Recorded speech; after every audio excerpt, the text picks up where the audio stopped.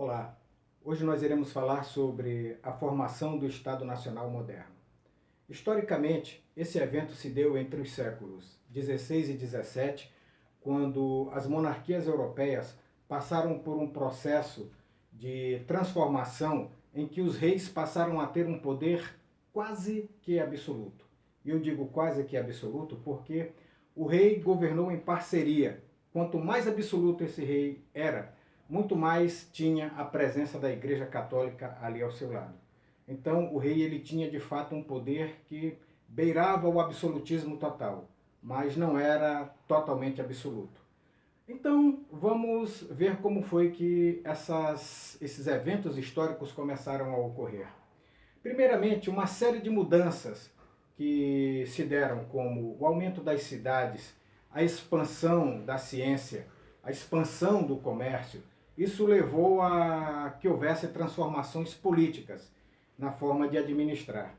Então nós vamos ver nesse momento uma decadência do mundo feudal e o ressurgimento de uma nova era, de uma nova ordem, que os historiadores irão chamar de Idade Moderna.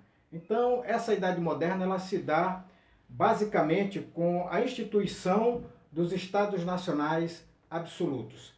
Aonde esses Estados Nacionais mais se caracterizaram foram em Portugal, Espanha, França e Inglaterra. Essas mudanças elas foram ocorrendo de maneira avassaladora e contínua, e para que o rei ele tivesse as condições de governar dessa maneira absoluta, ele teve que lançar mão de 4 alternativas históricas que lhe surgiram nesse momento, e que eu vou tomar a licença aqui de chamar de aplicativos. O rei teve que lançar mão de 4 aplicativos para poder consolidar o seu poder nesse Estado Nacional moderno. O primeiro desses aplicativos foi a criação de uma burocracia administrativa. A burocracia administrativa ao qual eu me refiro trata-se de um corpo de funcionários públicos que iriam auxiliar o rei a administrar os vastos domínios, ou seja, o reino, o território.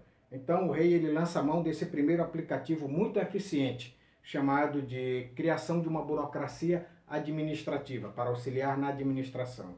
A segunda, ou melhor dizendo, o segundo desses aplicativos foi a criação de um exército nacional, uma força militar. Esse exército nacional ele tinha como função proteger o país, proteger o Estado Nacional da invasão de um outro país, de um outro Estado Nacional, e também de assegurar a manutenção interna da ordem pública. Um outro aplicativo também muito importante que o rei se utilizou para poder organizar e administrar esse Estado Nacional foi a unificação de leis e da justiça. Foi algo também muitíssimo importante. E por último, um outro aplicativo importantíssimo, que foi a criação de um sistema burocrático. Esse sistema burocrático ele veio assegurar o surgimento de tarifas e de impostos para poder bancar toda a máquina administrativa funcionando. Então, de posse desses instrumentos, o rei conseguiu consolidar o seu poder e vai lançar mão de uma prática agora política e econômica totalmente diversa da política econômica que era utilizada na Idade Média, que era o feudalismo. Agora ele vai lançar mão do mercantilismo. O mercantilismo se notabiliza, ou se notabilizou, melhor dizendo, por uma série de práticas comerciais, de uma intervenção muito forte do Estado na economia. Mas nós não iremos agora tratar especificamente do mercantilismo. Vamos deixar para uma próxima ocasião. O que eu queria enfatizar agora com todos vocês é o surgimento, o aparecimento de teóricos, ou seja, de intelectuais, que vão, através das suas argumentações, justificar a presença de um soberano forte e de um Estado nacional. Então, esses intelectuais, eles vão se notabilizar por serem os primeiros teóricos do absolutismo. O primeiro deles foi Nicolau Maquiavel. Nicolau Maquiavel era um historiador e diplomata italiano. Maquiavel sonhava em ver a Península Itálica unificada. Nesse momento, ainda não existia a Itália. Existiam vários principados, vários reinos na península, mas não existia uma unificação. E com o aparecimento desses reis absolutistas e desse Estado Nacional moderno, Maquiavel viu aí uma possibilidade de unificar a península e de fazer um Estado. Então ele cria a sua teoria, que não chegou a ser, vamos dizer assim, um tratado sobre o absolutismo, mas aconselhamentos que ele passou para um príncipe chamado de Lourenço de Médici. Ele aconselhava ao príncipe como o príncipe deveria governar, como ele deveria se guiar, como ele deveria discernir o funcionamento da coisa pública. Existem alguns estudiosos de Maquiavel que querem ser mais Maquiavel do que o próprio Maquiavel e dizem que ele falou que os fins justificam os meios. Isso é um pouco pesado porque dá a entender que Maquiavel estava ensinando ou deixou um ensinamento para você ser mau caráter na política. E de fato não foi isso. Ele separou a moral política da moral comum. Ele quis dizer que para governar, você tem que governar com racionalidade e não com passionalidade. Maquiavel aconselhava o príncipe, aconselhava o governante a nunca lançar mão dos bens de outrem, porque ele dizia, o ser humano, pelo fato de ser egoísta, ele esquece mais rápido a morte do seu próprio pai do que a perda dos seus bens. Então o que Maquiavel ensinava era que o rei deveria partir do princípio que o ser humano, ele é egoísta, ele é mau, ele essencialmente é mau, em todos os lugares e em todas as épocas. Então quem soubesse disso, tivesse consciência disso, iria governar de maneira a não ser bom demais e nem excessivamente mal. E que quando que tivesse de lançar mão da sua autoridade e praticar alguma maldade, essa maldade deveria ser praticada de uma vez e com uma justificativa. E geralmente essa justificativa ela enfocava no bem maior, no bem público, em detrimento do bem de uma pessoa só.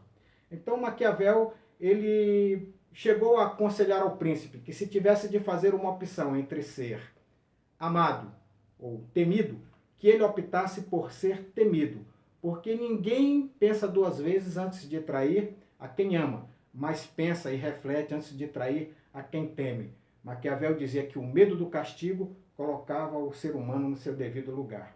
Então, a argumentação de Maquiavel não é uma argumentação com fundamentação religiosa. Ela se fundamenta em argumentos bastante seculares.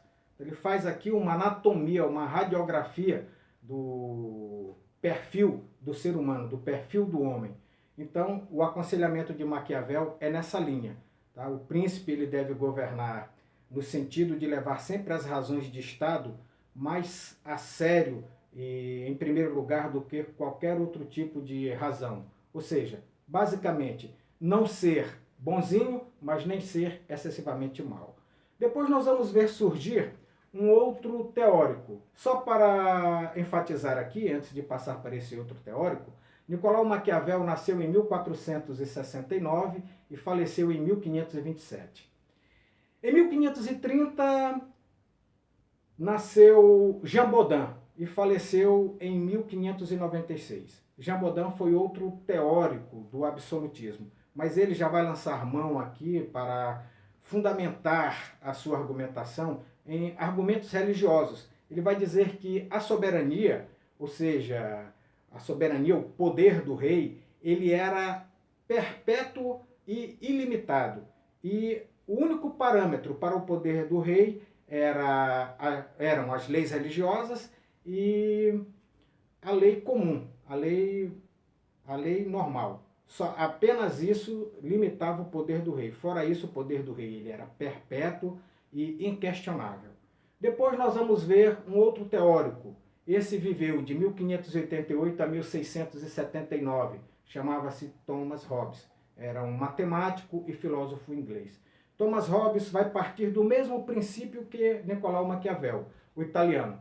Hobbes vai dizer que o ser humano ele é mau e egoísta. E era necessário a existência de um Estado forte para proteger o homem dele mesmo. Thomas Hobbes dizia o seguinte: o homem é o lobo do próprio homem. Essa foi a frase que o notabilizou. Hobbes julgava o ser humano um egoísta, que se não estivesse subordinado a nada, se ele não temesse punições, ele simplesmente ele acabaria com ele mesmo e acabaria com qualquer sociedade. Porque ele dizia que o ser humano, o mais forte, iria destruir o mais fraco para poder satisfazer o seu egoísmo. Então, Thomas Hobbes dizia que o ser humano estava em estado perpétuo de guerra, um contra o outro. Tanto é que ele dizia: os homens andam armados e quando saem de casa trancam suas portas. Então ele acreditava que somente a existência de um poder forte, somente a existência de um rei autoritário poderia fazer com que a sociedade ela existisse. Ele dizia que a sociedade era diferente de um hipotético estado de natureza que ele criou. Nesse estado de natureza, o homem era livre para fazer o que bem entendesse. Já no estado de civilização, o homem tinha que abrir mão do seu direito para que todos pudessem viver em sociedade. Tanto é que esse estado defendido por Hobbes, ele passou a monopolizar a violência. A primeira coisa que o Estado fez foi tirar do homem a capacidade de fazer justiça com as suas próprias mãos. Ao Estado cabe cometer a violência em nome do Estado, em nome da sociedade, mas o ser humano não. O ser humano não pode, para viver no Estado, ele não pode fazer justiça pelas suas próprias mãos. Então, era isso que Hobbes defendia. Por último, eu quero falar de um outro teórico. Esse também era francês, era um bispo e teólogo chamado Jacques Bossuet. Jacques Bossuet defendeu o direito divino dos reis. Ele já defendia que os reis tinham um poder dado por Deus. E qualquer revolta contra o rei, qualquer sedição contra o rei, qualquer desobediência ao rei, equivalia a uma desobediência ao próprio Deus. Porque o rei era rei, porque Deus assim queria. Então, o rei que mais se beneficiou dessa pregação de Jacques Bossuet foi o rei francês Luís XIV. Luís XIV foi conhecido como o Rei Sol e tinha uma frase muito famosa: L'État c'est moi, traduzindo, o Estado sou eu. Então, esse absolutismo ele vai perdurar por todo o século XVII e vai começar o seu declínio lá em meados do século XVIII com o aparecimento de uma corrente intelectual chamada de iluminismo, que irá abalar os fundamentos do antigo regime, que é o poder absoluto dos reis, e vai soprar ventos revolucionários por todas as partes do mundo. A todos vocês, muito obrigado. Até a próxima.